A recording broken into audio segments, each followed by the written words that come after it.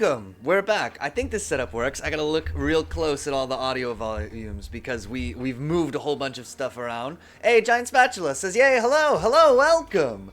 And Rangoet says, look at the tags. That's right, no backseat gaming, AI Dungeons, shaking my head. True. Yeah, don't tell me how to beat AI Dungeons. I don't want to know all the secrets. We're gonna backseat AI Dungeons so much. It's good. Anyway, welcome. This is not AI Dungeons, what we're looking at here. This is something that we do is play AI Dungeons on Halloween. It's kind of a tradition on the channel. This Halloween, we had a big problem where AI Dungeons kept being busted, and it was kind of a flop and kind of a bummer and kind of a bust. So I decided to do it again. We haven't done a stream like this. We haven't done enough streams like this, and so I just wanted to do something fun. Last time we did this, in the stream that went badly, enjoy my wires and crap all over the place, your D8 system was so good. Well, that's the thing, is we played with it's not called, I was calling it the wrong thing. I have to issue a series of corrections. The first of which is everything going to be upside down? Okay, I can work with that. It's actually called the Octofate system, I found out. And so we were playing it a little bit wrong, but basically I printed out the rules this time. They've got a lot of like print and play stuff for it. So we've got the complete rules, all 3 glorious pages this time. And we're gonna have to do a little bit of arts and crafts here because I did not get all of this together. I had some problems with the printer. And we gotta cut the character sheets and write them up. And then also we've gotta just cut these cards real quick. So let's do that. Rangoet says, just did the Dreamcore demo. Really dug its style and atmosphere. I haven't heard of Dreamcore. Very abstract, surreal, liminal space stuff with the demo taking place in a swimming pool. Sounds kind of cool. Giant Badger says, oh, is it Fate but with D8s instead of D6? I have not played Fate, so possibly. Basically, the thing that we did wrong was, we were using the like Fate wrong. When I was just doing like a reroll when somebody used their little Fate stat when we were playing before. But actually you're supposed to flip over 2 cards, which they have little print and play for. The first one, which will let you like pass or re-roll, or maybe you'll still automatically fail when you do it. And then there's also a second card that has like a narrative consequence. Anyway, Rangoet says basically, Dreamcore is basically just a walking simulator, but it has very well pulled off style. Anyway, so sorry, the conceit here though is that, let me get this pulled up. We're gonna play AI Dungeons with a prompt from a weird book that I actually couldn't find. It's somewhere around here, but I couldn't find it. But I have the prompt from before, so that's fine. And we're gonna make some little character sheets real quick. We're gonna cut these cards real quick too, because we're gonna need them for the game. And we're gonna use that to kind of add a little bit more kind of mechanical crunchiness, a little bit more game to AI Dungeon. Rangoet says, I hope the full game doesn't go into monster stuff like the back rooms, though. It kind of ruins the style and its subtle horror feel. I watched, I think, a few different games about the back rooms. That is some creepy stuff, actually. The back rooms lore creeps me out a bit. Okay, real quick. So first thing we're doing, we're cutting these cards. Of course, there's 8 of everything in this game, so there's 8 of each kind of card. Which is not very many. I think you can, like, get real cards, but this was just way faster.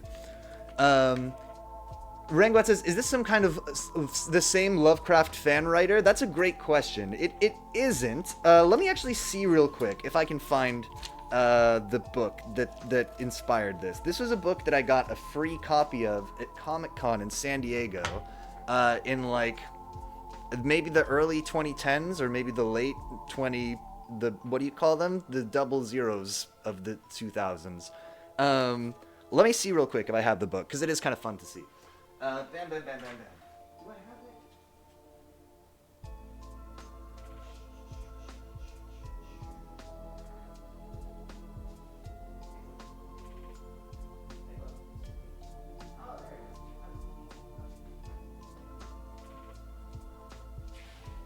Got it. It was behind a picture on the bookshelf, but we got it now.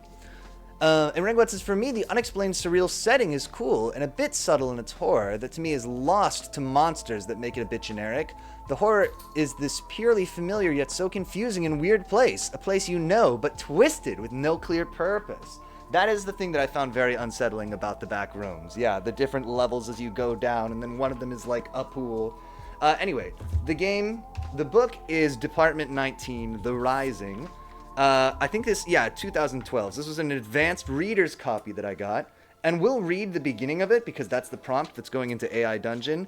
But basically, it is a book about military people. I think military or police people fighting Dracula. That was what I got from it. But we'll see. And Giant Badger says, "Ooh, ARC, advanced reader's copy. Very fancy. What can I say? I'm a very fancy man." Meanwhile, and on a similar note, we didn't use it for this, and I don't think we ever will, but I finished reading, what's his name? Wesley Snipes' book that he wrote. His, like, weird fantasy horror novel. And it was pretty bad. It was pretty bad, but it does end with a giant baptism, which not a lot of books do. Rangwat says, if you like that, then I can recommend the demo of Dreamcore. Okay, it is very inspired by the back room from what I pick up, but haven't looked too deep into the back room. Hey, Sam the Geek, welcome. We're here to play AI Dungeons today. We're gonna roll up some little character sheets and stuff, but I ran out of time getting ready for the stream, so we gotta do a little bit of arts and crafts and cut some papers first. But welcome. Giant Spatcher says, I just googled the back room and the only thing that came up was a speakeasy in NYC. So the back rooms, this is going to be my off-the-cuff, probably wrong SCP lore. But the back rooms is kind of this idea that there's these science people who wanted to like make more space for people to live in. And so they have some kind of way of doing that that's sort of like an AI-generated thing almost. It just generates a whole bunch of corridors and stuff. And you know, rooms that kind of look like maybe, you know, rooms from like a school or something that look kind of familiar. But like a lot of AI-generated stuff, it's a bit buggy and a bit glitchy. And so, it's spooky just in the fact that it kind of goes on and on and on. There's this huge series of empty rooms, like being inside a giant mall or something. But also some things are not quite right about it. And there's different levels to it. So you can kind of suddenly fall through the floor and you'll be in a lower level that maybe you weren't expecting to be in. And there's also some spooky monsters. That's my understanding. Giant Spatch says, I found the game on Steam. Hey, Sam the Geek says, nice sweater. Thank you. Okay, now I've got to sort these cards. Because there's actually cards and however cards. However, actually, we're going to get to this, I promise. I was like debating between being like starting the stream 30 minutes later and doing this ahead of time, but I thought that this would be fine. This is technically content. Okay, here's our little actually deck that we're going to put over here, and our however deck. So, when a character rolls its skill and they fail, one time per game, we can re-roll it by pulling up, or one time per character, we can re-roll it by pulling up an actually card, which is like, actually, this happened. You got a different result instead. And then also pull up a however card, which is the catch to the actually. Giant Spatcher says, have you played... it looks like it's based on a 4chan SCP. Seems cool. Yeah! Let me make this smaller, because there's a wire in the way that's not usually here, and I can't read all of the chat. Giant Spatcher says, have you played Control? It has a similar thing going on, but more AAA. My brother really liked Control. He really likes all of their games, though. The Alan Wakes and the Controls and everything. I forget the company's name. But I have not personally played Control, although I hear it's pretty cool. And Giant Spatcher says, no, do this on stream. And Sam the Geek says, this looks like almost like this desk looks almost like the backdrop to a Your Small game, like Little Big Planet, or It Takes Two. Oh yes, a Your Small game. Remedy, the studio. Yes, that's the one. Thank you. And Rangoet says, Giant Spatula, the back rooms was this liminal space piece. It was the piece with 2000 style architecture. This is a much better description. But endless, very uncanny, and with no real purpose. I don't know the story so well, so I'll take Pyotr's word for it. Don't take my word for it. But originally it didn't have monsters, and there was more fan stuff. Okay, so we've got 4 character sheets now. Hopefully we won't have to print out more. I think 4 should be plenty. We didn't use 4 last time. We have our D8s. We have our Octofate rules here, which we can work from, but we can probably just set aside for now. Let's look at our prompt, and then we'll roll up a character to start. Or maybe 2 characters? I think there were 2 guys at the beginning. Rangwat says, Giant Spatula Control looks good. The setting and world is mega cool, but I'm really put off by the style and gameplay. It's just so generic AAA action game and doesn't do the setting justice. How are our sound levels, by the way? Is the music too loud? The music seems like it's probably okay, but I don't have any in my ears right now. Anyway, cool.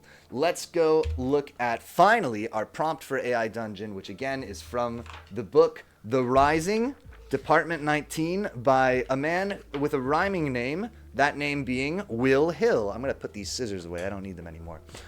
Okay, let's take a look at our prompt here. Same as last year, same prompt as we did for Halloween. So different from last year, but yeah, basically. Noodle says, I wish to never see a human give birth ever again. Also, anyways, Piotr has a body now. Hello, welcome. I have a body for this stream. Yeah, this is the camera's further away. Welcome, Noodles. Sam the Geek says, music is okay, but this guy just keeps talking. Oh, absolutely brutal. Let's take a look here. Speaking of me talking a whole bunch, let's read this big prompt, and then we'll finally get started. Sergeant Ted Pearson of the Lincolnshire Police stamps his cold feet on the pavement and checks his watch again. His partner, Constable Dave Fleming, watches him with a nervous look on his face. Okay, Ted Pearson and Dave Fleming are the guys we're gonna need. 10:30, thinks the sergeant with a grimace. I should be at home with my feet up. Sharon's making lasagna tonight, and it's never as good warmed through. The 999 call, we're in the UK by the way, the 999 call was made from the hospital's reception desk at 9:50 p.m. Sergeant Pearson and his partner were finishing up the paperwork on an illegal immigration case they were working on, one of the farms near Louth. Both men were looking forward to getting the forms filled and heading home when they were told the call was theirs. Grumbling, they climbed into the car and drove the short distance from the police station to the hospital, blue lights spinning above them, their siren blaring through the frozen January night. They had reached the hospital in a little over 3 minutes and are questioning the nurse. Oh, okay, we changed some of the tenses, I remember now, to make this work with AI Dungeon.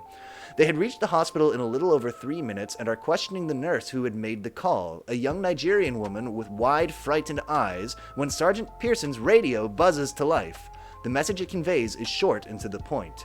Secure access to potential crime scene. Do not investigate or talk to potential witnesses. Stand guard until relieved. Pearson swears loudly down his receiver, but the voice on the other end, a voice he doesn't recognize but which is definitely not the usual dispatcher, is already gone. So he does as he was told. He instructs Constable Fleming to cease his questioning of the nurse and informs all the staff that access to the hospital's blood bank is forbidden without direct permission from him. Then he and his partner take up positions outside the side entrance of the hospital, shivering in the cold, waiting to be relieved. By who or what, they don't know. Let's take a little break so I can catch up on chat real quick. Noodles, why did you see a human give birth? That's kind of exciting, no? It's pronounced Louth. Oh, thank you. Perfect. And Rangwat says, wait, I forget. Did the AI add the voice or not? Oh, can we have them read it out? No, it's fine. I don't have the headphones, though, so I'll just read it. What's going on, Sarge? Asks Constable Fleming after 15 minutes pass. Why are we standing out here like security guards? We're doing what we were told to do, replies Sergeant Pearson. Fleming nods, unconvinced. He looks around at the dimly lit road. It is a narrow alley between the hospital and a red brick factory that is falling rapidly into disrepair. On the wall opposite, in black paint that drips all the way down to the ground, someone has sprayed 2 words. He rises. Which, in the book, this is worth seeing. They actually kind of illustrate it for us. It looks like this. Bam! He rises. Now we go back. Great. We're going to be switching between cameras a lot, so should be fine. As they stand there, the silence is pierced by a scream from inside the hospital. The officers tense up and glance at each other, wondering what to do. Pearson hesitates for a moment before keying his radio.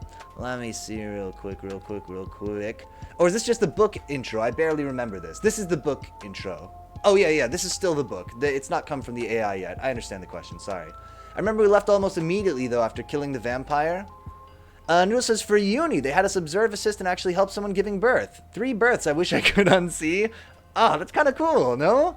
I will never see women the same way again. And Rangwet says, this is a very Piotr style for a book. Oh, definitely. And Giant Spatch says, the S's should be cool 90s S's. Oh, they should. Wait, do I know how to do a cool 90s S? Okay, wait, I'm going to do it. I'm going to demonstrate the spell. Which is what? Boom, boom, boom, boom, boom. Wait. I need this many, right? And I go boom, boom, boom, boom, boom, boom, boom, boom. Cool 90s S is complete. And even looks okay upside down, so that's fortunate. Do it live! Oh yeah! Show the camera! Noodle says, Piotr, Pearson, there's a resemblance here. Amusement says, puzzle genius. And Noodle says, it's not cool, it is not elegant, bloody, noisy, smelly, and downright horrifying to look at. What's the book again? Crime and Punishment? No, the book is, The Rising. Nope, that's the wrong camera. The Rising, Department 19, which is, I don't know anything about it, except that it was given to me for free at Comic-Con one year. The S stands for Sam the Geek. Okay, let's see where we were here. Keying his radio. This is Sergeant Pearson. We just heard a scream from inside the hospital, requesting permission to investigate. As they stand there, the silence is pierced by a scream from inside the hospital. The officers tense up and look at each other, wondering what to do. Pearson hesitates for a moment before keying his radio. Wait, we already heard that. What? Okay. Let's remove one of those. Sergeant Pearson, okay, well that's good. A little deja vu there. William Hilliam. Will Hill is a weird name, a wild name to publish under. William Hilliam. Rangwet says, I like helping, but it's not like you'll enjoy it. It's a different thing. And Rangwet says, Sam the Geek, sorry, I meant this is Dracula. This is Dracula by Mr. Bram Stoker. Sergeant Pearson doesn't get a response from the radio. He makes the call to enter the building with Fleming. Oh, a lot of this is duped. Why? As they enter the hospital, they immediately feel a sense of unease. The halls are quiet and dark, with only the occasional flicker of a faulty light to guide them. They hear the sound of their own footsteps echoing through the building, but no other sounds. It's as if the entire hospital is holding its breath. Oh my god, every paragraph is duplicated. How did this happen? Sergeant Pearson cautiously heads over to the blood bank. Noodle says, it's hot. I'm under so much clothes, so much procedures. She's been in labor for an hour and I'm cooking here. But she probably had it worse. I imagine so. And Rangwet says, man, it's crazy how many right predictions Stoker made about the future. He really was ahead of his time. And Museput says, as long as Jonathan Harker doesn't have to drink any wine. Yes, a classic reference. Let's see. It's as if the entire hospital is holding its breath. Sergeant Pearson cautiously heads over to the blood bank while Constable Fleming checks the nearby patient rooms. And now we can almost begin. We're going to be Sergeant Pearson, I think. So let's draw Sergeant Pearson real quick. And the camera's upside down, so I'll just show it to you after we're done. So here's our Sergeant Pearson. He's what? He's like a tough guy cop. Let's give him like a little bit of a beard. Oh, I'm drawing Homer Simpson. Great. There he is. And we're just gonna make him bald. That's good. It is Homer Simpson. I've accidentally drawn. Look, this is our Sergeant Pearson, just off the cuff. What do police wear? Epaulets? They love their epaulets, I bet. Let's do that. And he's got his little police collar. And boom, boom. He's got a bunch of pockets because he's a cop with pens in them. And there he is. There's not Homer Simpson. Our Sergeant Pearson, who I liked way more when we drew him before, but that's the way the cookie crumbles. Neil says, I'm kidding, by the way. It was more stressful for her, but it still sucked. We had a 14-year-old client and it became the talk of the hospital. Oh, wow. A 14-year-old patient, right. Does he have a mustache? He has a little bit of a mustache. He's got, like, a beard. And Noodle says her boyfriend was 16 and the mother visibly distraught. No doubt. Jeez. Oh, that's so young to be having a baby. Okay. Now we can put this in, right? I like how it's putting the little stars when I change scenes. Yeah, that is horrible. Oh, we have to roll up his skills. I'm sorry. Before we find out what happens next in the thing, we got to roll for his skills. So we got to put down his name, Sergeant Pearson. And the Octofate rules say that we, for each of these basic skills, which, because everything is 8 in this, are dominate, estimate, fabricate, illuminate, manipulate, navigate, and tolerate. For each of these, we're going to roll 2 dice and just put down the value that we get that's higher. That was such a weird way to say that. We do have the dice tower, of course, just to make this table even more cluttered than it already is, which is just what I want.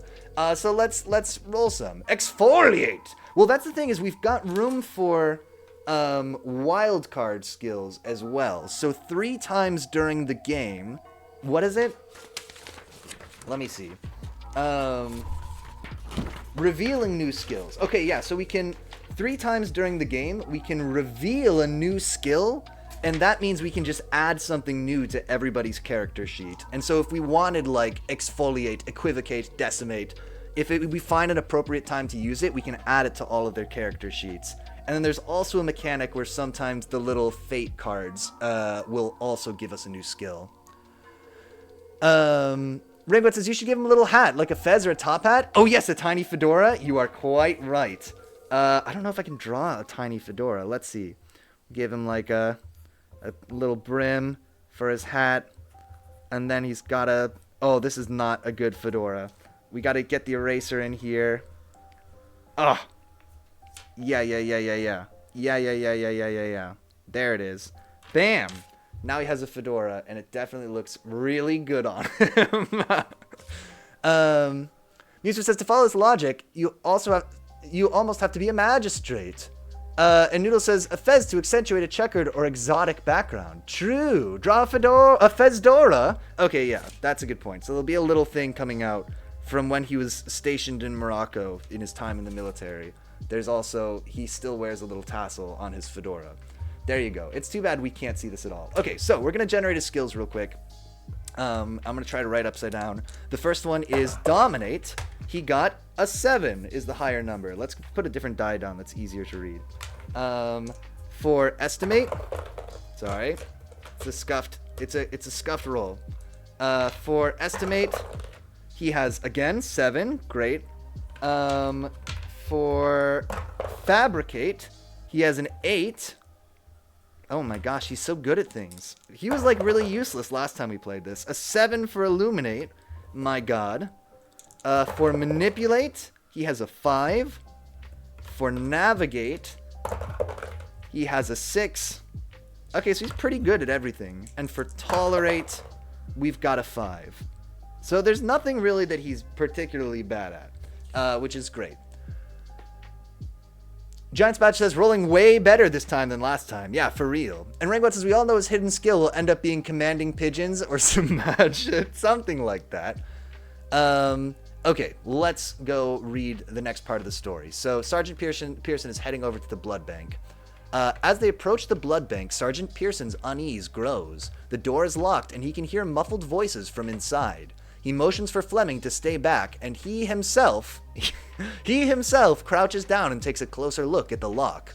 After a few moments, he picks it open with ease, and they both enter the room. Let's make it a skill check for him to open it, right? And this will be us demonstrating how the skill checks work. I think to open a lock is going to be Manipulate, because he's going to manipulate the little pins in the lock, for which we have a skill of 5.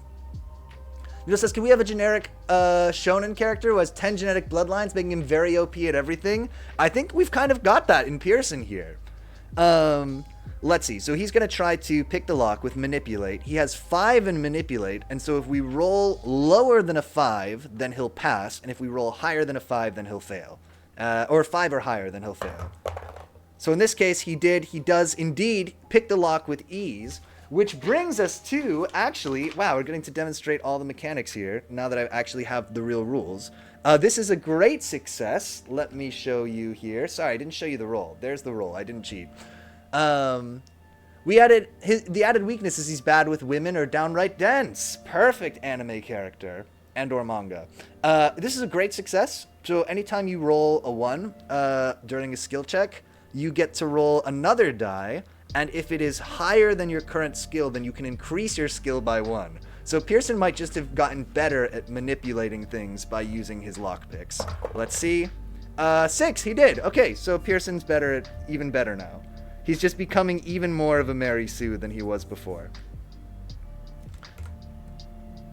Can we add the detail? We have a pet ice cream cone.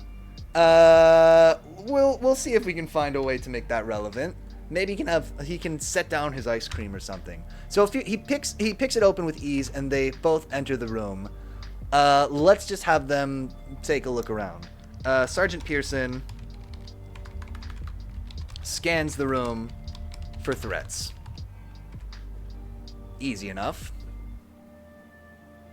His eyes... Okay, Sergeant Pearson scans the room for threats, his eyes darting around the dimly lit space. There are several blood bags on the shelves, but nothing else out of the ordinary. As he turns to leave, he catches a glimpse of something glinting on a nearby shelf. He walks over to it and sees it's a small silver key. Okay, let's take the key. Sam the Geek says, does this mean that it can't go anywhere warm? Does this mean that they can't go anywhere warm? Oh, if they have the pet ice cream cone? If they want to keep it alive. Okay, we'll say, Pearson takes the key. Pearson places the key, the key, Lord, in his front pocket. You never know when it might come in handy. So we've got a silver key now, and we'll put this on our character sheet. As he turns to leave, he hears a low growling noise coming from outside the room. He quickly motions for Fleming to follow him as he bolts towards the door, his heart pounding in his chest. As they reach the door, they see a group of masked men armed with guns running towards them. Larry Bernhardt says, is this a game or is he writing a script? It's a little of both. It's AI Dungeon, so we'll play it like it's a choose your own adventure game, but it'll give us a script, kind of. Rengwet says, I call a check on if he thinks back to the vampire lore and the vampires can't touch silver like that key. Okay. Yeah, that's actually a really good thing. What skill would that be? Out of dominate, estimate, fabricate, illuminate, manipulate, navigate, or tolerate? Or is there roll to Riz the masked man? Gotta apply that charisma. What would it, was there another word? Fez adds +5 to Riz. Estimate? Okay, yeah, we'll estimate whether this key is useful or not. So he's got 7 estimate, which is crazy good. And he got another 1. God, what a fucking king. So he succeeds in his estimate. He does remember that the key is good against vampires. And we'll say if it comes up later, he'll know that. They see a group of masked men armed with guns running toward them. I think Sergeant Pearson should yell at them to stop. Right? He's a cop. I mean, probably armed men with guns is bad, but he's gotta follow the procedure. Sergeant Pearson yells for the men to stop and drop their weapons. Yes, not yellows for the men, but yells for the men. Although that is interesting. Thanks for the, I assume, autocorrect. Intimidate. Oh, we could have that be an intimidate. I guess like a dominate, maybe? Let's just see what happens here. Larry Burner says you change your setup just for today, because we needed this table with all the crap on it, and my normal desk is a skinny little desk. We just couldn't be able to do something like this. Even now it's very cluttered. Lilo says Vamp gets the key thrown at him. Ow, fucking chip! Ow, dude, what the heaven? Proceeds to rip your throat off. Ah, good. A perfect tool just for pissing off a vampire. Let's see. To stop and drop their weapons, and he and Fleming draw their own weapons, ready to defend themselves. The men stop in their tracks, their eyes wide with fear as they realize they have made a mistake. Sergeant Pearson orders them to drop their weapons and they comply, their hands raised high in surrender. Pearson steps forward, his heart still pounding in his chest, and examines the men closely. Maybe these guys are here to rob the blood bank? Rangot says, Noodles, listen, with the right luck and skill, you could use it like a dagger. A very shitty dagger, but it could technically kill.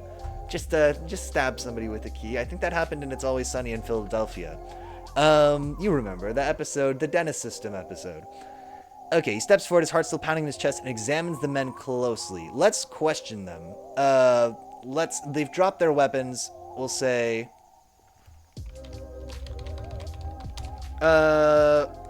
let's just cut to the chase. I think if we try to be in any way subtle with AI dungeons, I think it's not going to pick up what we're putting down. So we'll just say, why are you here? Burgling the blood bank. Pearson demands.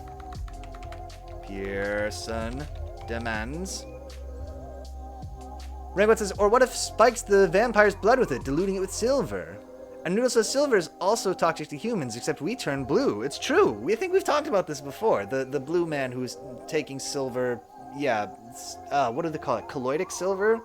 As a medicinal thing? Medicinal in quotation marks, but he turned blue.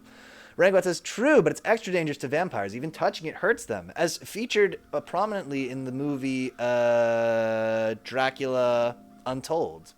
Don't need to watch Dracula Untold. Now you know. Pearson demands, his tone stern.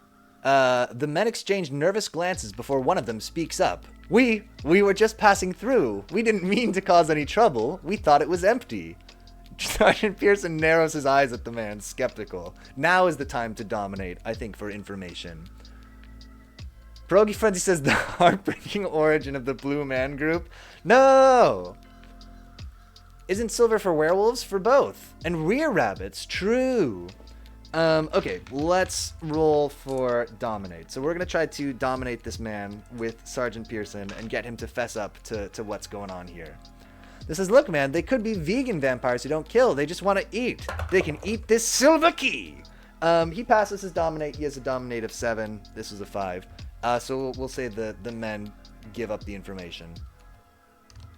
Pearson leans on the burglar until he confesses the whole plot.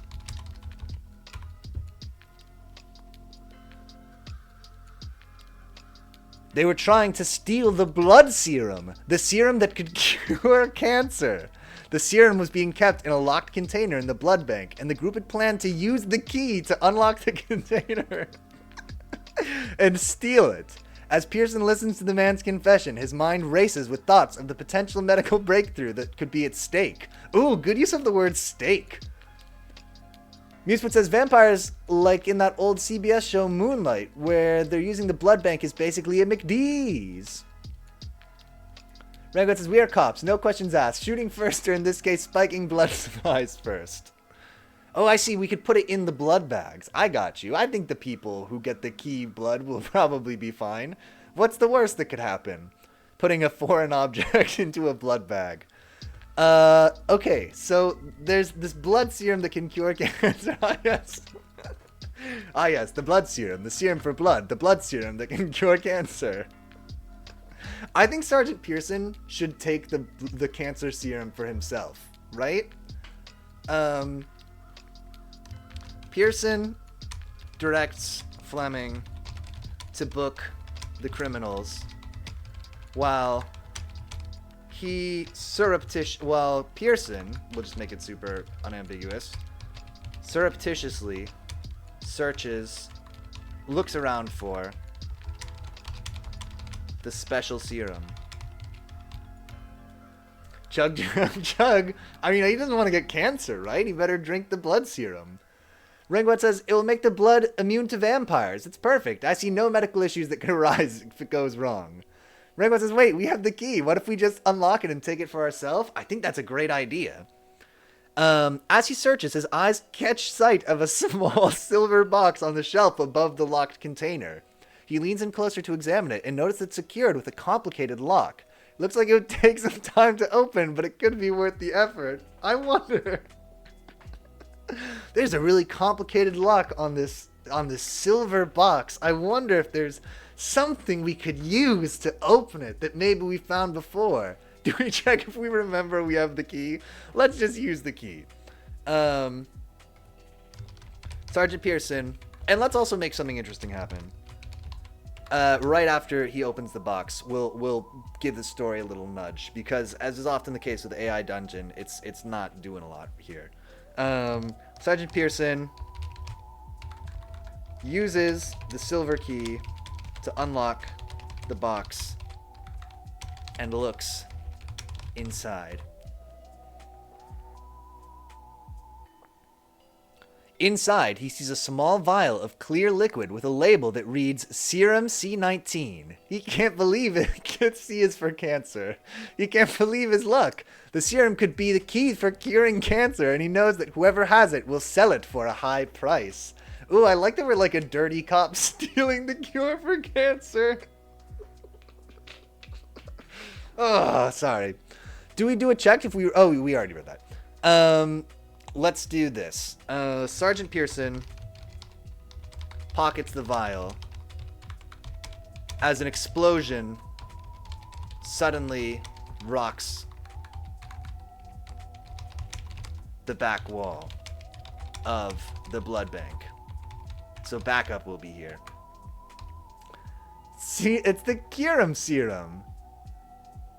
Sam the Geek says, I can think of another C19. Oh, I don't know what this is. He pockets the vial as an explosion suddenly rocks the back wall of the blood bank. This is how we force things to happen.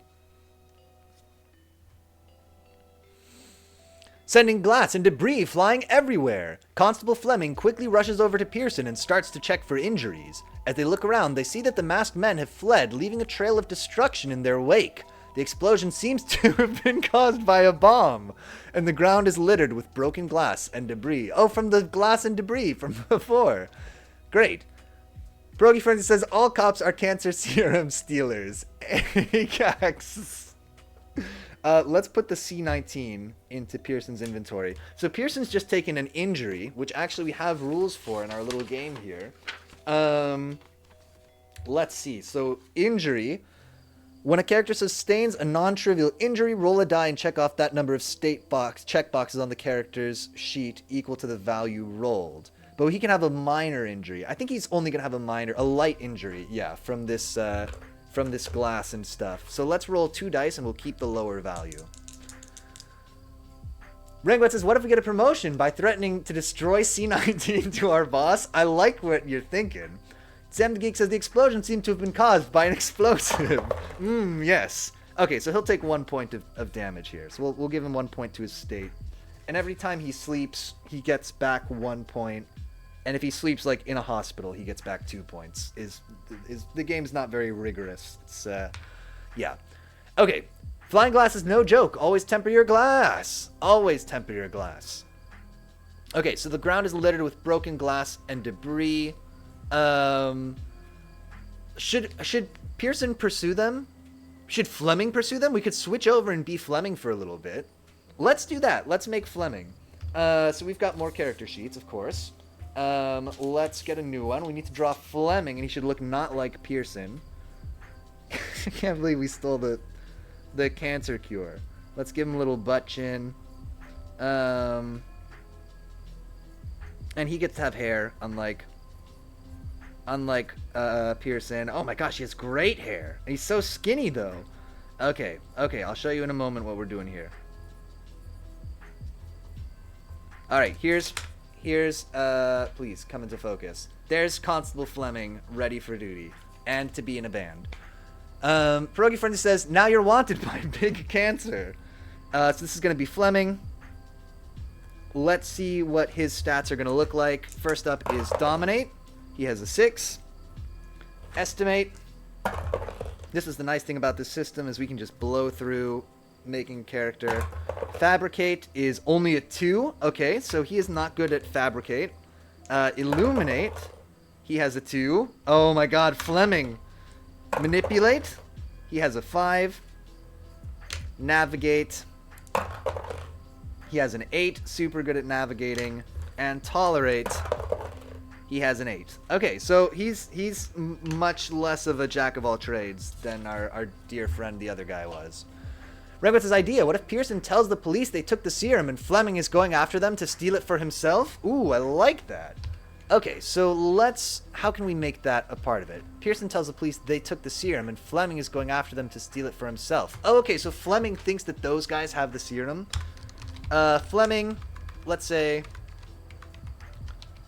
after confirming... Yeah, let's just do it. Sergeant Pearson lies to... We're just going to make it super easy. Fleming, telling him that the masked men stole the cure for cancer. The serum that cures cancer. C19. Fleming takes off to pursue the burglars. Bam. It's not super about vampires right now, but we'll see. While Sergeant Pearson quickly searches for any more clues about the serum. Oh, we're still Pearson. He notices that the locked container has been destroyed, but he sees a small piece of paper with the words Serum C19 scrawled on it. As he picks it up, he hears a loud noise coming from the direction of the hospital. What is the loud noise? Should we let the AI decide what the loud noise is? Or should we put, maybe we can put Fleming into some kind of danger. Sergeant Pearson busts out of the hospital. Wait, in the top right, we can add plot components and details that we'll remember. Oh, true. Okay, yeah. Let's put a memory for AI to use when generating the next sequence of the story. Thanks, that's a good call. We'll say Pearson secretly secretly has the serum C19 on his person, even though he told... Maybe the serum was created by experimenting on vampires. Vampires are the real victims here. True. Even though he told Fleming burglars stole it. The memory is something from their backstory. You just wrote he always has C19. Oh, okay. We didn't lock it in yet. I guess we do it, delete the memory, add plot component, just an author's note? Or the vampires make it because cancer tastes bad. Influence the AI's writing style with direction. No, I don't. I think the memory is the right thing. You could just do details for anything. Oh, okay. I think we do a memory here, don't we? Enter important details about your adventures for the AI to use when generating the next sequence of the story. No, you're right. Let's just put it here. I think it's going to use kind of all this text. Hopefully in roughly the same way. Memory backstory. No, Rangoet, you're totally right. I'm wrong. What's a story card? This, details. Just put in details. Yep. Bam. What is story cards? Story cards is add character info, location, faction, and more. Noodle says humans getting every living thing on the planet for food. Good. Vampire who is hungry? Bad. Very bad. Oh, this is not quite what we want either. Anthropocentrism is why aliens don't visit. They don't want to deal with us. I think, yeah, let's leave that there. Let's put that in description. I think you're right that that's the right place for it. Plot. Yeah. Who knows? Ragwit says, I like my black pudding, but not when a vampire eats it. True. He hears a loud noise coming from the hospital. Pearson busts out of the hospital and sees Fleming facing down, standing... Oh, what is it?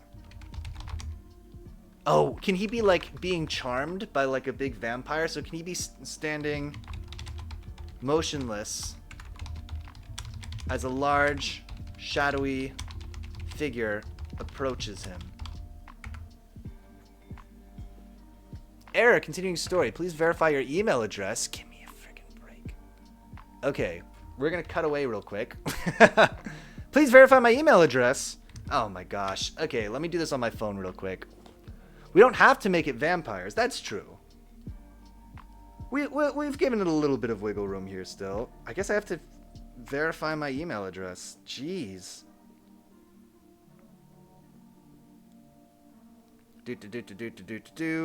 Oh, I got a job interview next week. That's exciting. But not what I'm looking for. Junk.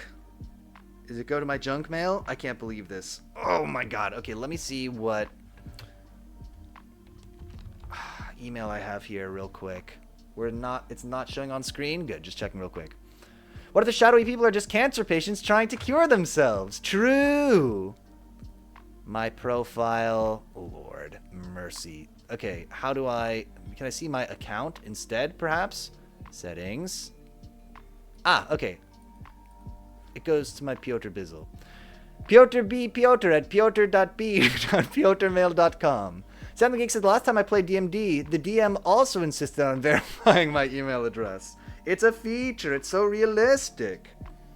Let's do this real quick. Plus. Mail. Do the Piotr Bizzle email. Please. Switch. Good. This is the kind of professionalism that I know we've all come to expect on this channel.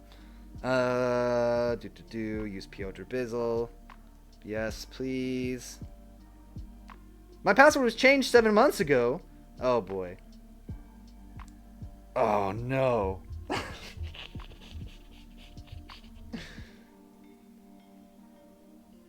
Can I recover the password? Okay. Lord have mercy. We're gonna fix this. We're gonna get this going again. Noodle says, oh, now you have to change the password again? Exactly. Unfortunately, that is exactly what is happening here.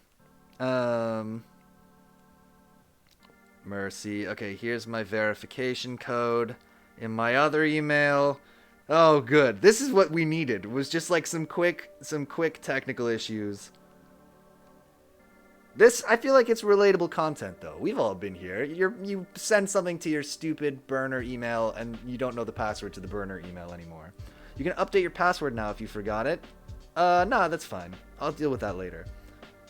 Security checkup. Just continue to mail, please. Boop, boop, boop, boop, boop, boop, boop, boop. Okay. AI Dungeon. Verify your email. Code is invalid or expired. Oh my god. Can I request a new email? Resend verification email. Oh my goodness gracious me. Okay, here's what we got to do. What an absolute bunch of malarkey. Settings. Email. Send my... No, I don't want to change my email. I just want you to send the verification thing again. My gosh.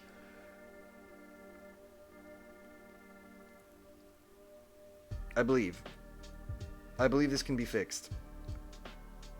Okay. So now, when I try to verify my email address, it'll tell me it's expired.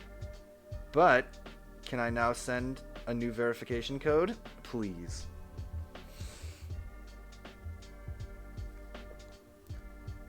Neil says, I use Notes as my personal account data dump. Oh, that's a good way to do it. Sam the Geek says, have you ever heard of a password manager?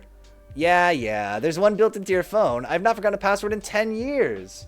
I actually did use... The password manager had the expired password, is basically what happened there. Does that make them resend the email? Please. Please! Oh my goodness gracious. Okay, request a new verification email. I want to do it. So let me do it.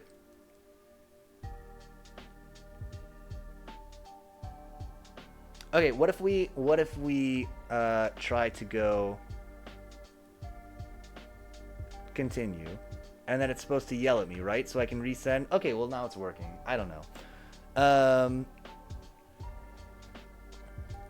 Let's see. Oh, okay, well it skipped a sentence, but that's okay. You should tell us your password so we can remember it for you. Oh, true. And Sam the Geek says, because one password. High five. Neil says, Piotr does taxes, and applies for a driver's license stream when? What do you mean they took a lunch break? I sat here for 4 hours. Where's my break too? And Pierogi Friend says, then you use your password manager wrong. I know. It's fine. The figure is dressed in black and their face is obscured by a hood. As they get closer, Sergeant Pearson can see that they're holding, oh my god, a small silver key in their hand. They were also here for the C-19, I bet. There's too many keys to this cancer box. The figure stops in front of him, and he can feel their breath on his face. Hand over the serum, they hiss, their voice low and menacing. Okay, the figure's dressed in black. I think they got a little bit confused, but that's okay. Take a turn. Sergeant Pearson needs to resist this. So let's have him make a tolerate check to tolerate the vampire that's trying to control him. Vampires, why is he holding a key? Is he dumb? Just throw it up. Again. Okay, he's gonna try to tolerate being, dominated by the vampire. And he does pass, so Pearson's gonna resist. It's funny, so star is my hotkey to switch scenes, so that's why I keep typing asterisks in there. Sergeant Pearson takes a step away and holds his hand to his front pocket.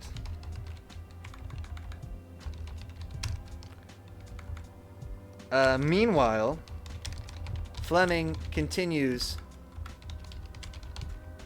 to stand motionless, seemingly unaware.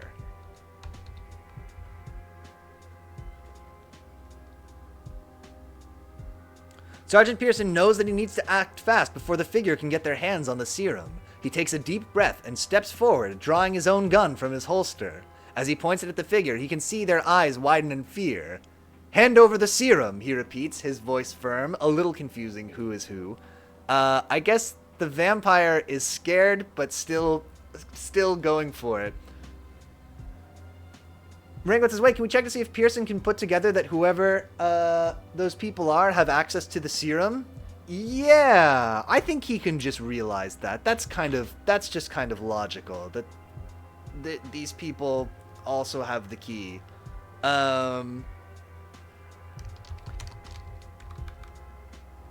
Sergeant Pearson is going to fire his gun. Let's do it. This is going to be a dominate. He's gonna fire his gun to try to dominate him with the pistol. Says, let's check if Pearson's testicular torsion suddenly painfully manifests. Oh no! That is a dominate, and oh no, I only roll one die. I mean, they were both passes, but that's success.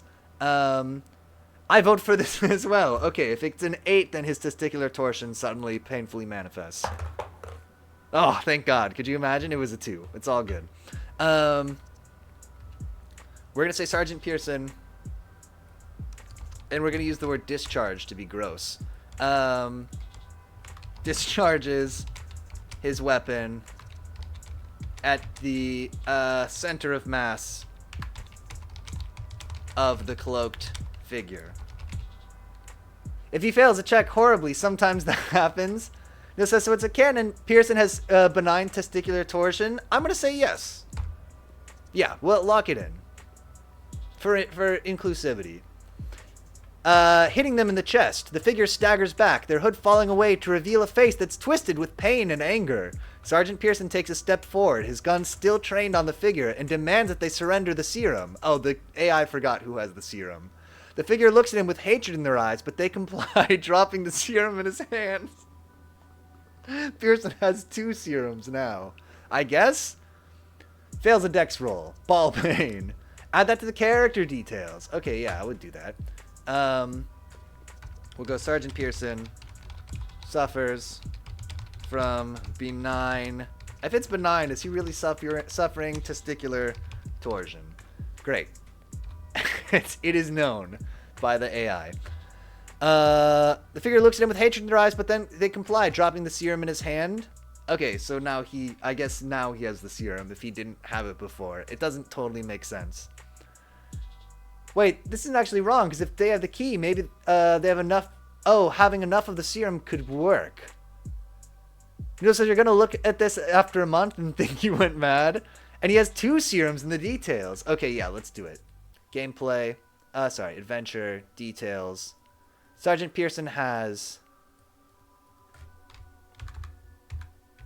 2 vials of serum C19 on his person, but Fleming doesn't know. We'll just say.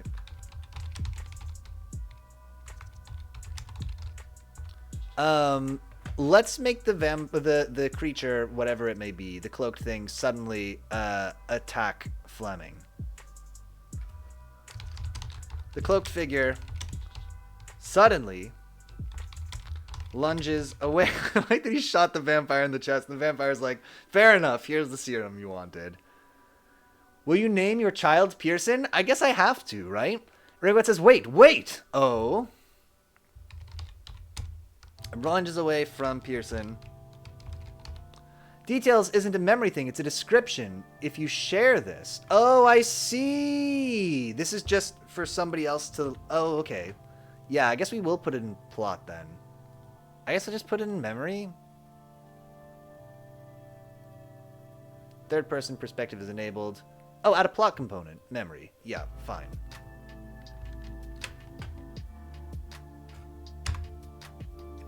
Great. I think that will maybe work. Cloak figure suddenly lunges away from Pearson toward Fleming.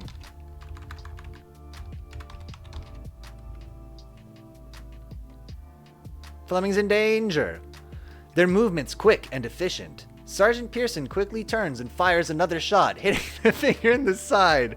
The figure stumbles back, their face contorted in pain as they clutch their wounded side. Sergeant Pearson takes advantage of the moment and quickly searches the figure for any other weapons or information. Okay, well that's pretty weird, but okay. Let's let the AI tell us what he finds. But we'll just say what he finds next shocks him to the core.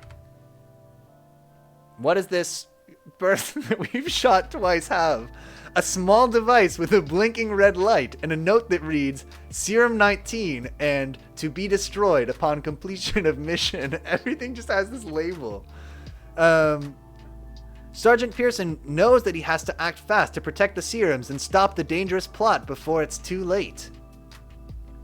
Okay. Let's have him run back into the hospital, I guess. Well, he can't leave Fleming there with this guy. Let's have him yell at Fleming to snap out of it. Fleming! Snap out of it! And render aid to this man. I'm going to go search the hospital. Pearson barks.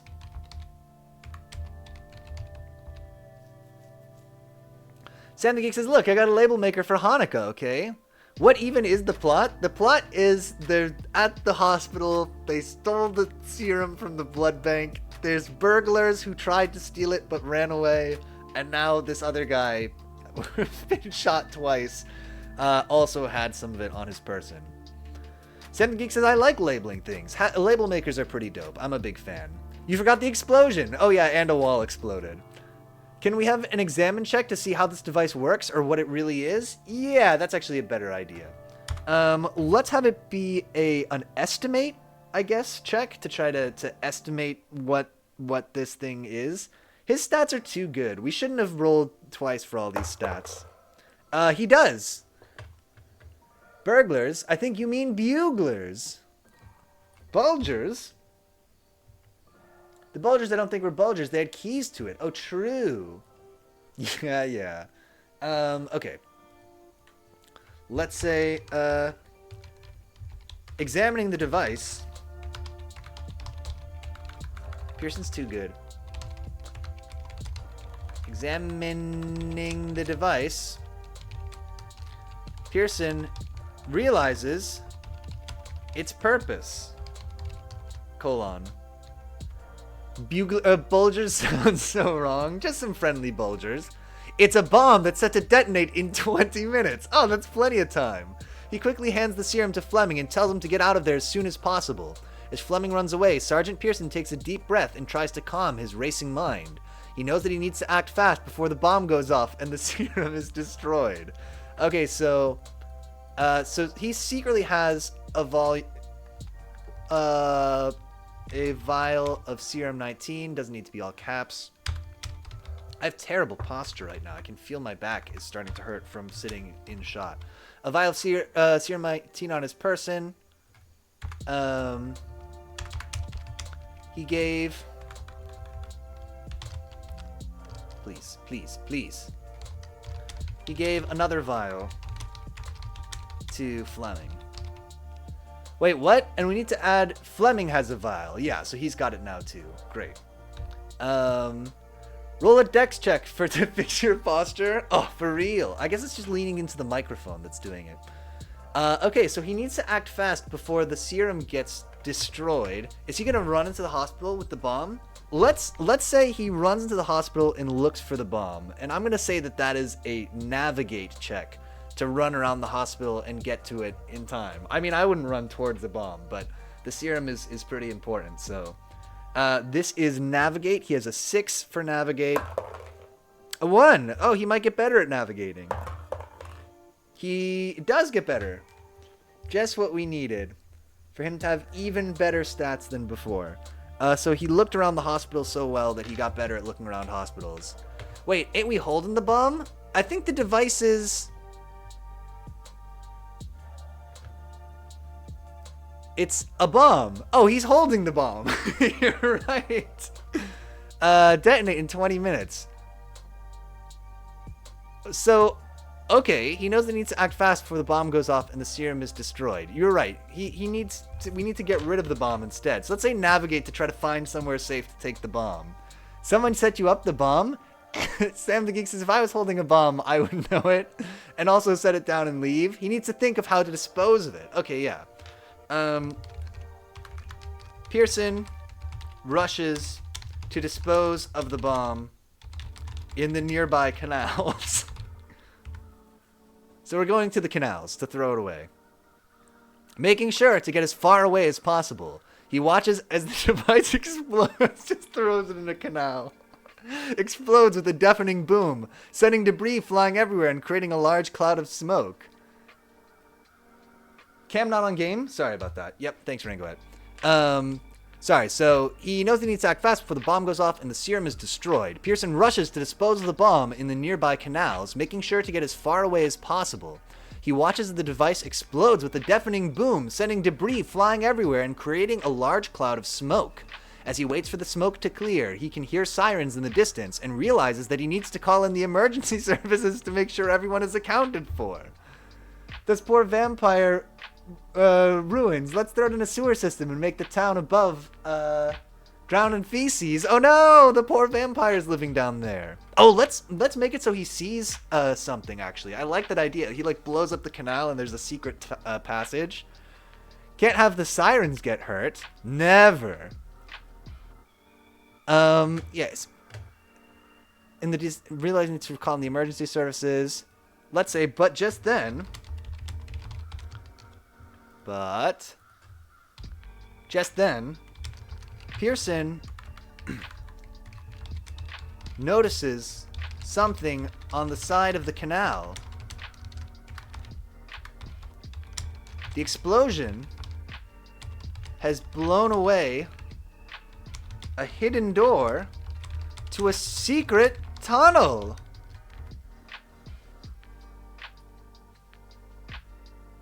As Pearson examines the door, I guess he shimmied down there or whatever, he realized that it's been left open. He realizes that it's been left open by the force of the explosion. He quickly steps inside and begins to make his way down the tunnel, his heart pounding in his chest. The air is musty and damp, and the walls are slick with moisture. Why are we down here? Take a turn.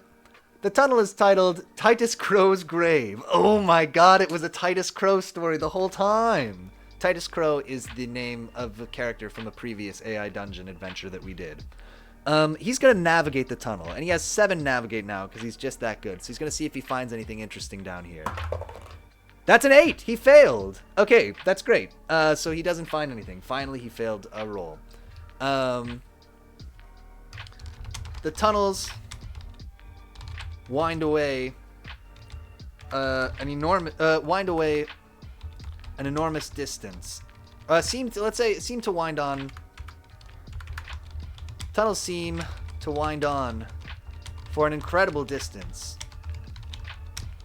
Fearful of getting lost down there. Or maybe that means he gets lost in the tunnels. That's better. That's better for a failed navigation. He found shit and rocks down here in the sewer. That's so weird. Rengoet says, that was still the best. Maybe in the future we could consider an older AI Dungeons build if they're accessible. I remember you said that yeah, the older builds maybe were a little more chaotic. The tunnel seemed to wind on for an incredible distance. In no time at all, Pearson loses his way and is unsure how to get back out. That's a little on the nose, but again, we're doing this for the AI to make it super clear. So he's lost in the tunnels, which he foolishly went down, with this serum in his pocket. He panics and starts to run in circles, trying to find his way out. As he runs, he can hear the sound of footsteps echoing off the walls. He turns around and sees a figure emerging from the shadows, their face obscured by a hood. The figure approaches him cautiously, their hand outstretched in a gesture of peace. Well, let's have him draw his gun again. That worked pretty well before. Pearson draws his gun. His sidearm, we'll say. And commands the figure to step back. It's Special Services! The figure stops in their tracks and looks at Pearson with fear in their eyes. Hey, we did this before. Pearson can see that they're holding a small... Let's retry that, because that's literally the same thing before. And it's a silver key. Let's not get a silver key or a vial, ideally. But they don't comply. Great. Much more interesting. Instead, they draw their own gun and point it at Pearson. The two of them exchange tense glances, neither one of them willing to back down. Sergeant Pearson can feel the adrenaline pumping through his veins as he prepares to defend himself and the serum. Okay. So this hooded figure also has a gun. I think he's gotta try to fight him. And that's gonna be a dominate check, right? Or is there a good word for like to have a gunfight that ends with ATE? That we could put as like we could reveal a new skill for these guys, because dominate is not really what we need. He's initiating a fight. He retaliates if he shoots back. Maybe what would be like a good word that he could use in order to have a gunfight with this hooded figure under the thing? Shoot straight. I like it. That does end with 8. I think that technically works. Let's see what this document says. They choose a word ending in ATE. Although we should have shoot straight. What's threaten? Well, it's got to end with ATE because it's the 8 system. It's crucial. I guess we could just make it a dominate check. Maybe we'll discover something later. So he's engaging in a gunfight. He's gonna try to shoot the figure and not get shot. That's a 4. He does it. Bullets 8. Exterminate. It's the doctor. Exterminate. Exterminate. I like exterminate better. We're gonna redo that. Exterminate is the one. So he's gonna try to take this guy out. He's gonna ice this dude. We're gonna give him exterminate, which means, because it's a wild card skill, Fleming's also gonna get it. Although I don't know if we're gonna see him again. And we only roll 1 die for when we reveal a new skill. So he has a 6 and Fleming has a 2. Fleming continuing to suck at everything compared to Pearson. Okay, now we roll for exterminate. Yeah, that is a fitting word for a cop as well. He exterminates the criminals in his eyes. A 1. Okay, so not only did he exterminate, but he might have learned how to exterminate even better, and he did. Oh my god, Pearson, you piece. Pearson's just becoming incredibly OP. His exterminate is now 7. So we'll say Pearson fires, shoots everybody. Fires. Let's say he drops to the ground, dodging gunfire from the hooded figure, then returns fire. He's prone. The two of them exchange a flurry of shots, the sound of gunfire echoing through the tunnel. Can you imagine how loud that would be, shooting a gun in a tunnel? Oh my god. Pearson can feel the weight of the gun in his hand, and he knows that he's not going to let the hooded figure get the serum. He sees the figure's eyes widen in surprise as he takes aim and fires, hitting him in the chest. Instant tinnitus, for real. Yeah, we're also going to put Sergeant Pearson has tinnitus. A word that I didn't know how to spell, and I am stealing from MuseQuid. Okay, he sees the figure's eyes widen in surprise. He takes aim and fires, hitting them in the chest. What time is it, by the way? Oh, man, the time's flying. That's awesome. But we still got plenty. Hitting them in the chest. Let's say the figure is unaffected. To his surprise, the figure seems unaffected by the gun wound. By its wound, we'll just say. By the wound? I'm bike shedding. And they continue to fire at him. Pearson realizes that he needs to find a way out of the situation quickly before the hooded figure can get the serum. Gotta hold on to that serum. We might need to get out of the scene and go somewhere else here. He quickly looks around, searching for any potential weapons or escape routes. He spots a nearby metal pipe lying on the ground and quickly grabs it, swinging in a wide arc. Ah yes, if the gun didn't work, the metal pipe that you found on the ground is surely the answer. Let's re-roll that. Is the hooded figure... Rangwat says, since he got a perfect shot, what if he unloads the whole mag very fast and destroys a whole limb? Oh, interesting. They continue to fire at him. Pearson dodges their attacks, using his gun to keep them at bay. He can feel the sweat on his forehead and the ache in his chest as he fights for his life. The hooded figure continues to fire, but Pearson is able to keep them at... let's try it again. MusePut has redeemed today's featured hero clicks. Okay, after this prompt, let's do that. And they continue to fire at him. Pearson takes cover behind a nearby rock, returning fire at the figure. The figure falls to the ground. Okay, now that works. And Pearson can see they're bleeding from the wound he'd inflicted. He knows that he needs to get out of there before the hooded figure recovers. And let's leave it there for a moment to do today's featured hero clicks. Actually, I don't have a good plan for how we're going to do this. Bam! Today's featured hero clicks is... I guess we could just do this. Bam! This cool guy, who we're going to get a magnifying glass that I just got fingerprints all over to take a look at. Oh my god, it's actually hard to line up. Bam! Maybe he should not be upside down. Maybe that would be cool. How's that looking? Huge amount of glare. This is weirdly hard to do, to line this up. Okay. Bring him up. Bring him up. Show him to us. This is like blowing my mind a little bit. Okay, there he is. Bam! Today's featured hero clicks is Industrial Spy.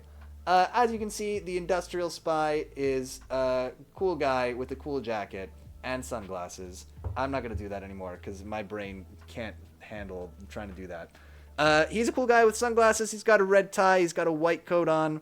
There's not really a lot to say about Industrial Spy, except that he looks like he is a 1950s man.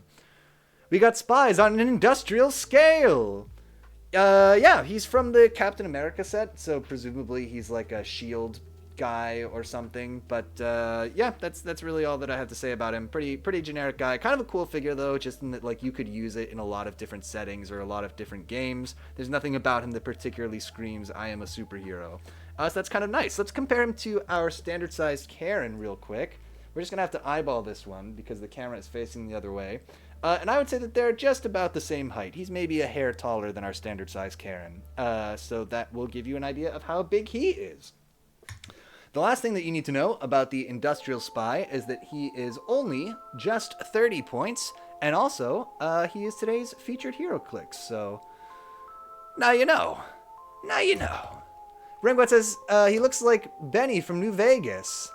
And Giant Spatch says Karen really is standard size. Karen is shockingly a good standard measurement, as it turns out. Let's just put him over here. Just make this shot even more cluttered and confusing. Bam, there he is. Oh, okay. Back to Pearson. I'm gonna actually move it out of the way. I lied. He knows it. Let me get the magnifying glass out of here too. We don't need that either. There's so much stuff on this desk. I did not realize how much of a complication that would be for the stream.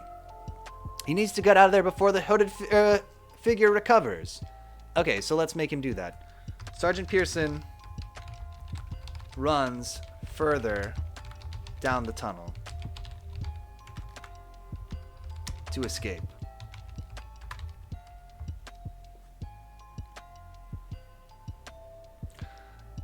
Sergeant Pearson runs further down the tunnel to escape the scene of the battle, his heart pounding in his chest. God, his heart is always pounding in his chest.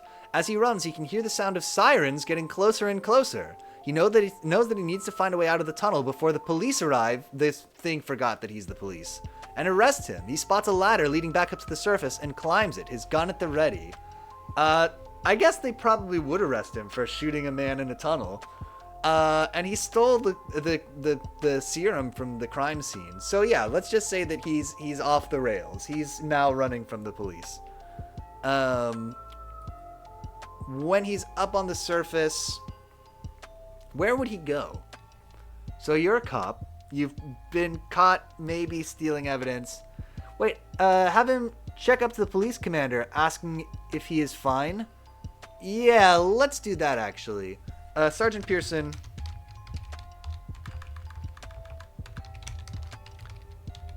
returns to the police station to debrief with his commander and file the necessary paperwork.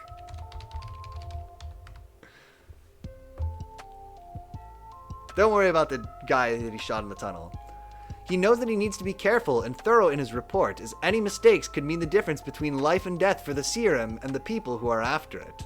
Pearson...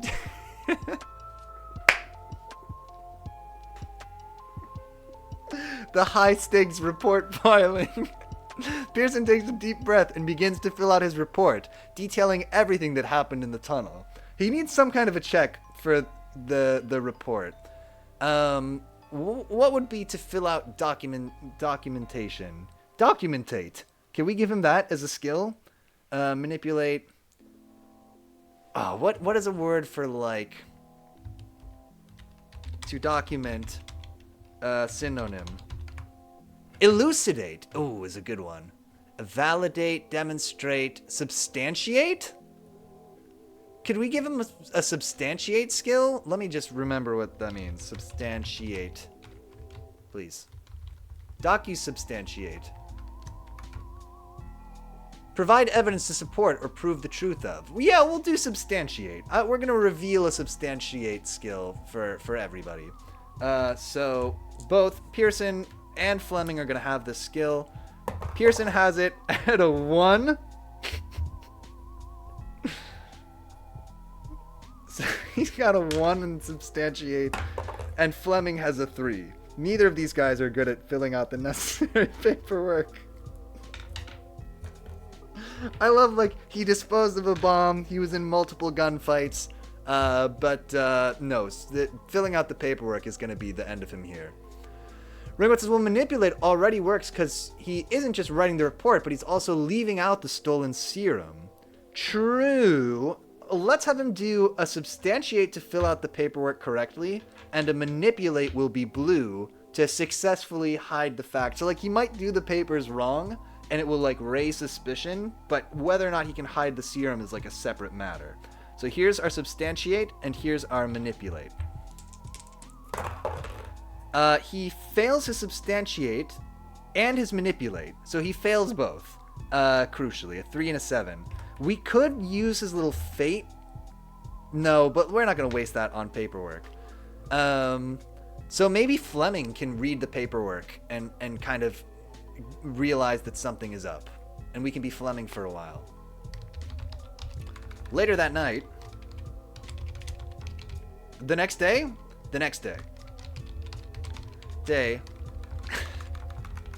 Oh my god, the paperwork. That's how they get you.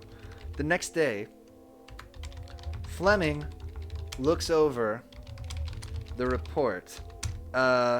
He notices not only that it is filed incorrectly, makes it so he writes Fleming stole the serum and there's no other people involved. Oh my god. But it seems to implicate Fleming as having stolen an extra bottle Paperwork Simulator 2024 of the serum. Fortunately, look, we're doing a lot of work here for the AI. Fortunately, the story contains multiple logical inconsistencies. The word that I can't spell. Consistencies. That will be easy to... consistencies, a word that I will spell check in a moment. Consistencies. Inconsistencies. It should be easy for Fleming to convince the police chief that Pearson is up to something. Lots happening there. Let's read that back. The next day, Fleming looks over the report. He notices that not only is it filed incorrectly, but it seems to implicate Fleming as having stolen an extra bottle of the serum. Fortunately, the story contains multiple logical inconsistencies. It should be easy for Fleming to convince the police chief that Pearson is up to something. Game screen. Sorry about that. Yep, thanks, Rangoet. Fleming can see the confusion on the face of Sergeant Pearson as he reads the report. Let's retry that. That doesn't make sense. As Fleming finishes reading the report, he realizes that he's been implicated as the culprit. He knows that he needs to come clean and tell the truth about what happened in the tunnel. This is getting a little confused. He calls Pearson and tells him that he needs to come in for questioning. Pearson reluctantly agrees to come in for questioning, but he knows that he's got to be careful. The game is trying to not shift focus away from Pearson, but that's fine. Let's do this. We'll say Fleming grills Pearson to try to learn what really happened the previous night. And let's make this a dominate check. Because he's there, he's got the evidence, and we're going to let him do this. No, we won't let him do it with advantage. He's just going to try to point out the things that are wrong in the report and get him to fess up. Here comes our die. Bam, it's a 6. That actually is a fail on the dominate check. So we'll say, but Pearson doesn't budge. Doesn't budge. Fleming decides to return to the crime scene to look for clues. Rangoet says, multiplayer still a thing on the free version? I'm not sure, actually. As Fleming searches the tunnel, he notices a small piece of fabric caught on a nail. It looks like the fabric from the hooded figure's cloak. He saw a hooded figure before. He also finds a piece of wire that matches the wiring that was used to trigger the bomb. This looks just like the wire from the bomb. The evidence points to a third party being involved in the theft and murder. Well, it's wrong, though. I guess to the theft. Let's just edit this real quick, because bam. The evidence points to a third party being involved in the theft. Let's have him take the fabric to like a local... Wait, idea, says Rangoet. Oh. Lay it on me. Dead water. Because he thinks that that, what if we write Fleming thinks Pearson is connected to the cult? Oh, good call. Yeah. I like that. Suffers from testicular motion. He also has tinnitus. Let's take that out. And we'll say Fleming suspects Pearson is connected to the hooded figure. The hooded figures. That's fine. They'll know what to do. Points to third party being involved. Who would he take the fabric to? Who might be able to tell him about it? Let's have him take it to a tailor. Fleming. Oh, maybe we can make up a kind of tailor. Watch. Fleming takes the cloth to one of his underworld contacts. The infamous crime tailor, whose name is crime tailor, whose name is. But I bet AI Dungeons will pull Pearson in. Just pull Pearson is just part of the hooded figures. It may, yeah. The infamous crime tailor, Douglas. No, don't give him a funny name. His name is. Oh, it could be a woman too. We have only male characters right now. Savile Row. We're doing it. Savile Row. Bam. I don't know if that's a reference, but it's a good name. Savile Row specializes in creating custom suits and clothing for high-profile clients, and they have a reputation for their unique style and craftsmanship. Fleming explains the situation to Savile Row, and they agree to create a suit for him that will cover his face and make him unrecognizable. Savile Row works quickly, and within hours, the suit is completed. That's very funny, but we should re-roll that. Rangwat says, I once did a game with a streamer where it was an adventure mode that was this calm city girl story, but after the mayor was obsessed with his chalk, we kept writing in this chalk cult conspiracy, which the AI kept dismissing. Then suddenly we met a girl who told us it was real and shit, and we had a whole speech. Giant Spatch says, Savile Row is an area in London that's famous for bespoke suits. Ah! And Pierogi Frenzy says, my COVID mask is now my COVID face suit. It's a face suit. Let's retry that, as funny as it is. The infamous crime tailor, Savile Row, to see if he can identify the fabric. That's much better. The tailor can identify the fabric as coming from a custom-made cloak by a designer known for creating luxury garments. Okay. Fleming realizes that he needs to find out who created the cloak and who used it to steal the serum. He begins to question the staff at the designer's studio, but they're not talking. Rangwat says, anyway, it ended the most horrific description I've seen in AI Dungeons of an assassin sticking his hand down the main character's throat. Oh my god. Till she died? Oh my god. Yeah, AI Dungeons, if you let it, it will go hard off the rails into stuff like that. But it's weird, right? You kind of have to trip it feels like, or like tip it over to that point. Giant Spatch says, OMG, I want to be a luxury designer to the vampires. That's my dream job.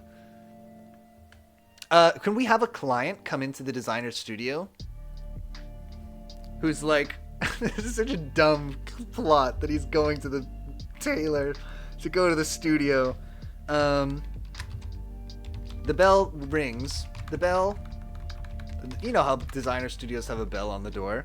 The bell on the studio's door suddenly tinkles to life as a customer comes in with, what do they have that's concealing their face? A big hat concealing their face. Boom. Rangwat says, yeah, it was insane and so out of nowhere. Like, she was just camping with a friend before leaving for war. Again, for adventure mode setting was meant to be calm city setting thing. Okay. The on bell, oh, whoops, that's wrong. That's fine. The bell on the studio's door suddenly tinkles to life as a customer comes in with a big hat concealing their face. Fleming quickly puts on his sunglasses. Okay, no, that's fine. Fleming quickly puts on his... Let's draw them into this picture.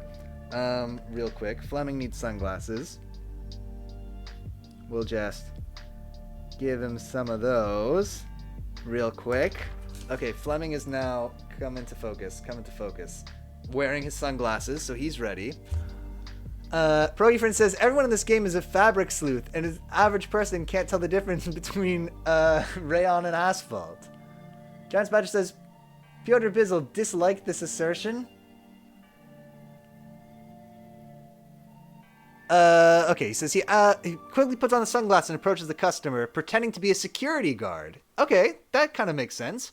He asks the customer if they can speak to the designer about the cloak they purchased from their store. The customer hesitates for a moment before reluctantly admitting that they did purchase a cloak from the designer. They describe the cloak in detail, mentioning the fabric and the designer's name. Oh, I meant Pierogi Frenzy. Oh, sorry. Everyone in this game is a fabric sleuth. Mentioning the fabric and the designer's name. Okay, so this is the person. Pearson leaves... Not Pearson, it's Fleming. Fleming leaves the studio and waits in his car across the street for the customer to emerge. So Fleming's going to follow this customer. Let's ask the designers what the designer's name was. Oh, we probably should know. After a few minutes, the customer exits the studio and walks towards Fleming's car. Uh-oh. As they approach, Fleming notices a strange device strapped to the customer's wrist. He quickly steps out of his car and approaches the customer, asking if they've seen anything suspicious. Okay. Well, let's just say, before he can finish his sentence, the device activates. And we'll let AI Dungeon tell us what it does. Because I don't want to make it up. The device is a bomb! It's set to detonate in 5 minutes. No, let's do something else. The device activates. The device shoots out a small bolt that hits the customer in the leg. He shot himself in the leg. No. Retry. That's hilarious, but no.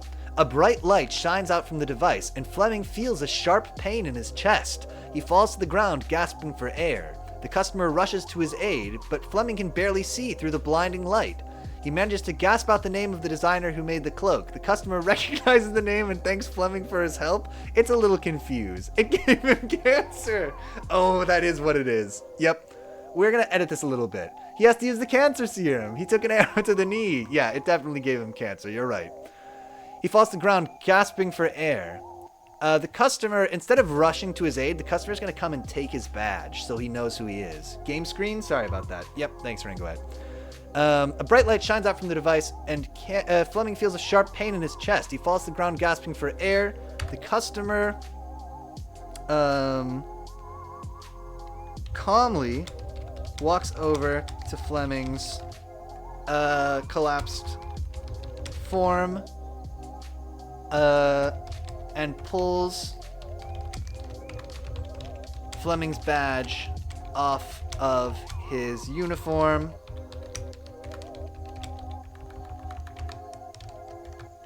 Pocketing it, the customer climbs in their black car and drives away. Check to see if Fleming can think to use the serum. Do we think cancer serums are common? I mean, this rando has two. Well, we know Pearson has the serum, but I think we can assume that Fleming did filed the other serum as evidence correctly or whatever. This is such a weird story, huh? In their black car and drives away. Or do we? And we're going to let it continue from there because we kind of took a turn in editing that. Fleming is left lying on the pavement, gasping for breath. As he looks around, he sees a group of hooded figures approaching. They're carrying weapons and seem to be looking for someone. Fleming quickly scrambles to his feet and draws his gun. Let's not have another gunfight with hooded people. Let's retry that. Newsport says, is it a different serum for every cancer or a one-size-fits-all kind of deal? I wonder. It's hard to know. I feel like for this device, it's probably a pretty broadly applicable serum. Rangwat says he has a reason to complain about Pearson's filing because it's against him, but that doesn't mean he won't fake his files for his own benefit. True. As the car speeds away, Fleming looks up to see the hooded figure standing over him, their face obscured by shadows. The figure taunts him, saying that it's just the beginning of their plan to steal the serum and that more will follow. Fleming knows that he needs to get out of there before more people show up. Let's try that one more time. So they've got his badge, they've driven away. Retry, and it also switched to the second person, which is just not right. Fleming struggles to get back to his feet, his chest still burning with pain. He looks around, trying to figure out what just happened. He realizes that he needs to report the incident to the police and take care of the serum. Do we want to do a time jump to his doctor's appointment, where he finds out that he has cancer? That's not funny. It's a little funny. It's just a funny device. He realizes that he needs to report the incident to the police and take care of the serum. Let's blow up the police station. It's pretty funny. But when he gets to the police station, he finds it. Fleming finds it when he gets to the police station. Fleming sees it's in flames. 2 fire trucks are parked outside, and the situation seems to be under control, but nevertheless, alarming, period. Can we try and manipulate the suitor into giving us details on C-19? As Fleming, that's a good thread to follow up on. As Fleming looks around, he sees that the entire police station is in flames. The windows are shattered and flames are licking at the walls. He knows that he needs to get out of here before he's burned to a crisp. Let's retry this, because I don't think he went in the building. Pearson rushes into the station, his face contorted with worry. No, we're still Fleming. As Fleming approaches the police station, he can see that the building is engulfed in flames. He realizes that the serum must have been stolen and that the fire is a direct result. True. He can hear the sound of sirens in the distance, indicating that the police are already on their way. Let's try that one more time. But Pearson can be here. He's in the station. That's true. As Fleming approaches the station, he sees the entire building is engulfed in flames. The sound of the fire crackling and hissing fills his ears as he makes his way inside. Okay, so he's going in. He can see the smoke rising from the windows and hear the sound of shouting and crying coming from the crowd. He knows that he needs to get to the scene and assess the situation. Let's try one more time. One more time. I lied. One more time.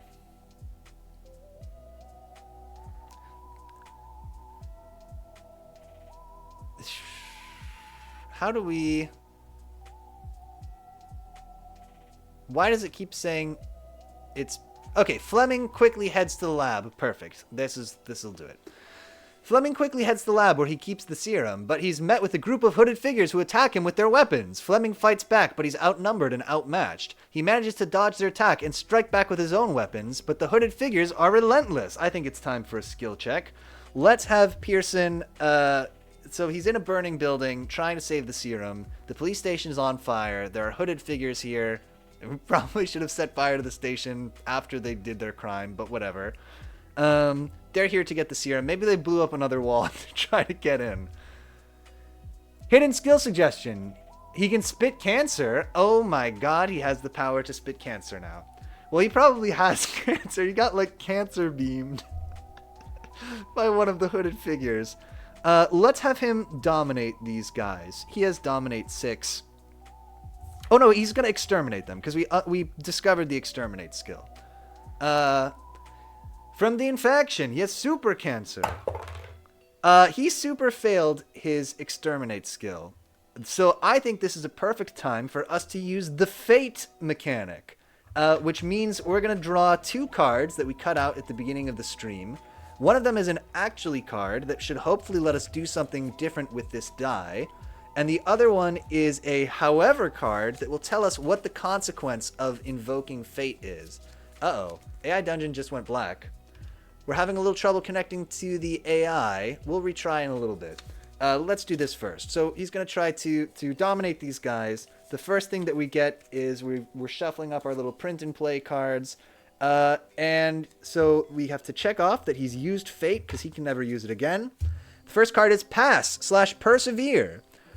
You redouble your efforts, automatically pass the current challenge using the original applied skill, and then draw a however card. That's what that says. So he passes the skill, or he passes the challenge using the same exterminate skill. And now we got to shuffle up the actually cards and see what happens. Let's see what fateful consequence there will be.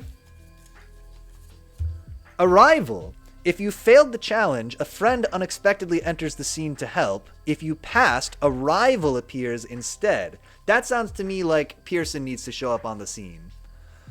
Pierogi Frenzy says AI Dungeon is to general artificial intelligence what the apes in the intro to 2001 are to humans. Okay, that actually worked great, that fate. Pearson is both a rival and a friend. Okay, can I continue? Please don't be broken. Am I not logged in? Okay, hold up. Boop. Let me just sign in real quick. Oh, Lord.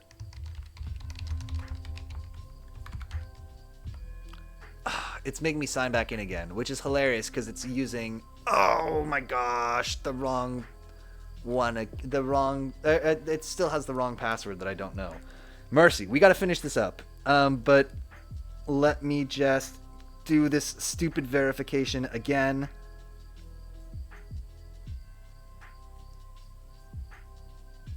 Okay.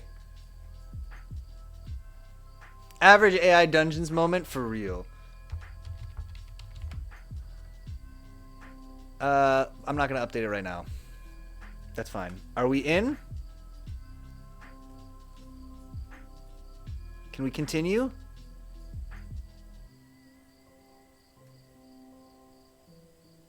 Oh, yeah. Okay, great.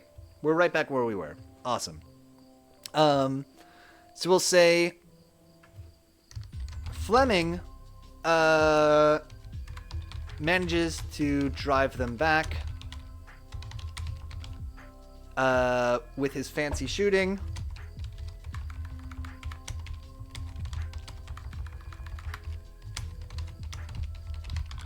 When he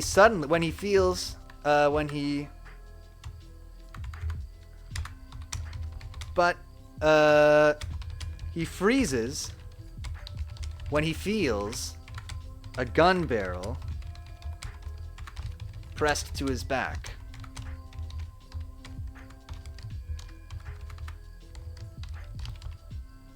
Why, what are you doing in the lab, Fleming?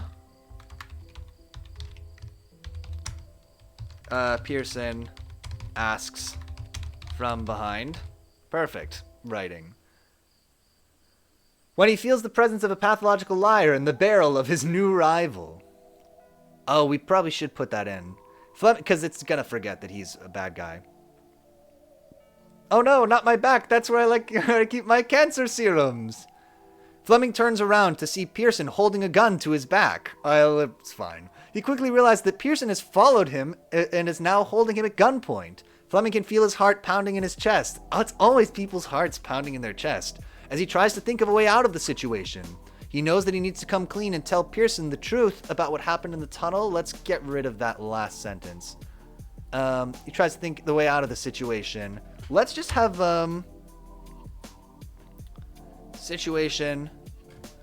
Fortunately, he has some time as Pearson reveals the whole story to him. And we'll let AI Dungeon tell us what's going on.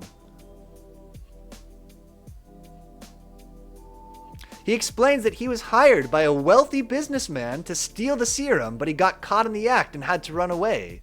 Pearson is clearly shaken up by the revelation, but he knows that he has to be careful. He wants to avoid being caught again. It's a little confusing. Fleming nods, trying to keep his cool despite the tension in the room. I like that he was hired by a wealthy person. And we'll say Fleming is shaken by the revelation. But he knows he has to be careful. Be careful. Fleming nods, trying to keep his cool despite the tension in the room. Yeah, ask Pearson about the hidden figures in the bomb. Good call. But who are all these hooded people?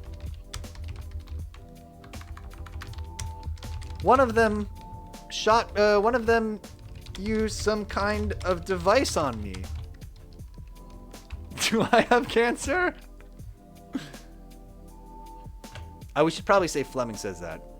Pearson hesitates for a moment before finally answering. I don't know, Fleming. All I know is they were hired to steal the serum and get rid of me. I'm just a pawn in their game. Fleming nods, taking in the information. Okay, so multiple factions here. Let's retry that because we're almost at time, so I just want to tie this up. Pearson looks,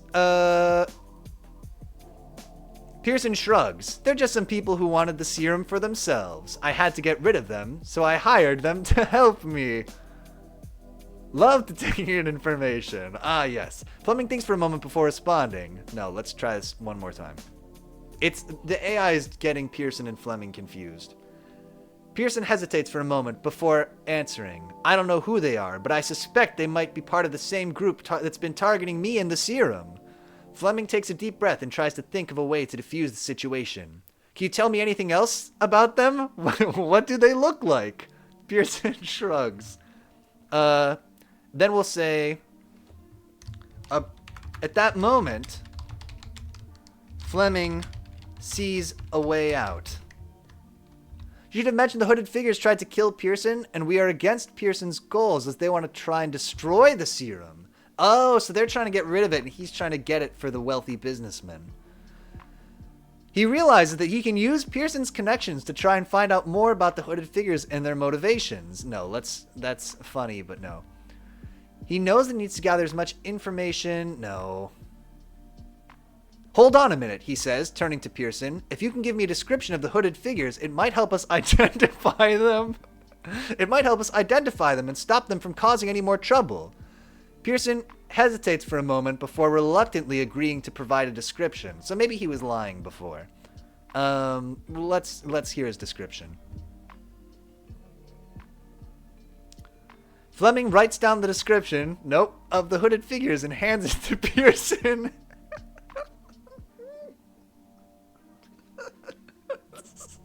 Such a weird exchange. He's like, can you describe them? Yeah, he describes it to him. He writes it down, and then he gives the note back. No, retry. Brogy Friend says, the only thing these parties agree on is poor people with cancer shouldn't get this serum. True. Pearson tells Flemings that the hooded figures are all wearing black hoods that cover their faces, and they all have long, flowing hair. Yep, that's perfect. And they all have long, flowing hair. He also mentions that they all have glowing eyes that seem to change color depending on their mood. Fleming nods, taking note of the description. Thank you, Sergeant. That will certainly be helpful. Okay. Having de-escalated the situation. Ugh, pro-cancer vampire elves. Typical. Sam the Geek says, I need something to help with my beard. Oh, can you ask what they use for conditioner? I need something to help with my beard for their long, flowing hair. De-escalated the situation. The two men make their way out of the burning building. He got out of this by questioning him. That is backwards, but okay. It just calmed things down, having a little conversation. As they walk away, Fleming can't shake off this feeling of unease. He wonders if Pearson will ever reveal who hired him to steal the serum. And what about the hooded figures? How will they react to the revelation that they were involved in the theft of the serum? I mean, it's a cliffhanger. Do we want to leave it here, or do we want to force the AI to tell us what happened?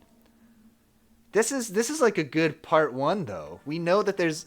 How are they involved? We don't know. We just know that there's weird color-changing eye people with cloaks and flowing hair who are one faction trying to destroy or steal the serum. They tried to stop the robbery, like actively. True. Let's leave it here. Let's say that's a story for another time. And they almost killed Pearson. They obviously, it's not clear. Not really clear. Man, that's been AI Dungeon. That was kind of fun. We got a good use of these little cards in at the end too, which was nice. Pierogi Friend says, it kind of sounds like the cloaked hair people were also surprised to be involved. I mean, they keep bombing places and trying to steal serum.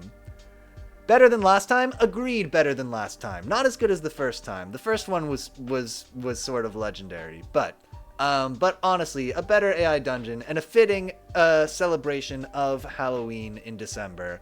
Yeah, let's wrap it up here. Anything that I have to say besides anything else? No, I'll just say that if you watch any of this live, thanks so much for watching live. Thanks for hanging out as we played some AI Dungeon. We have more questions maybe than answers at this point. Remember, never trust a tailor. True.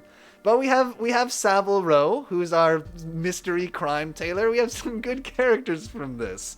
So if you watch live, thanks so much for watching live. Thanks for helping out with the suggestions and everything else. And if you watch this as a recording or on YouTube, thank you so much for watching that way too. However you watch this, thank you so much. And until next time, I will see you later.